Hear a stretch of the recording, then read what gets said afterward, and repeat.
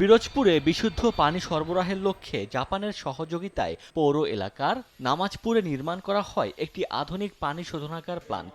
২০২০ সালে এর নির্মাণ কাজ শেষ হয়। এরপর এটি হস্তান্তর করা হয় পিরোজপুর পৌরসভার কাছে। কথা ছিল পৌর কর্তৃপক্ষ প্লান্টটির যথাযথ রক্ষণাবেক্ষণ নিশ্চিত করে স্থানীয় জনগণের মাঝে নিরাপদ পানি সরবরাহ করবে। তবে নির্মাণের ৬ বছর পেরিয়ে গেলেও প্লান্টটি বন্ধই আছে। এতে বৈদ্যুতিক মালামাল সহ বিভিন্ন যন্ত্রপাতি চুরি হয়েছে। এরপর প্লান্টটিকে ঝালাই করে স্থায়ীভাবে বন্ধ করে দিয়েছে পৌর কর্তৃপক্ষ। এ কারণে বিশুদ্ধ পানির সুবিধা পাচ্ছেন না পৌরবাসী। এটা যাতে অতি শীঘ্রই চালু হয় এটা আমাদের এলাকাবাসীর দাবি, এবং আমরা যাতে সাধারণ মানুষ একটু সুপেয় পানি খাইতে পারি। আমাদের এখানে কোনো ভালো পানির কোনো ব্যবস্থা নাই। আমরা পানির সমস্যা আছে, বহু পানি পৌরসভা দিয়েও আমাদের কোনো সাপ্লাই কিছু দিয়ে নাই।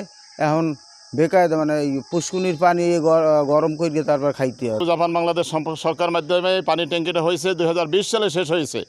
আজকে প্রায় ৬ বছর হয়ে গেল, কিন্তু আমরা এটা কোনো মানে পানি ব্যবহার করতে পারতেছি না। তবে পৌর কর্তৃপক্ষ বলছে কোনো ইজারাদার না পাওয়ায় ও জনবল সংকটের কারণে প্ল্যান্টটি চালু করা সম্ভব হয়নি। কিন্তু আমাদের সমস্যা কি, আমাদের ওখানে যেহেতু ইজারা দিচ্ছে কয়েকবারই, ইজারা আমরা কেউ নিচ্ছে না, কারণ ওই পানির শুনে তিক্ততা নিচ্ছে না।